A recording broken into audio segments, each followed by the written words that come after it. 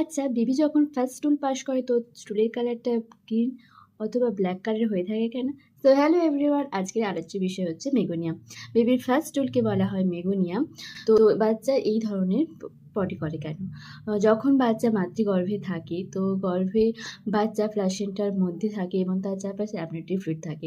তো বাচ্চা প্লাসেন্টার থ্রু দিয়ে অক্সিজেন খাবার গ্রহণ করে। তো সেই খাবারে কিছু উপাদান মিশ্রিত থাকে, যেমন ইন্টেস্টাইনাল সিক্রেশন, তার মধ্যে থাকে প্রোটিন, ফ্যাট, বাইল, মিউকাস, ল্যানিগো মিন্স বেবি টিনি হেয়ার।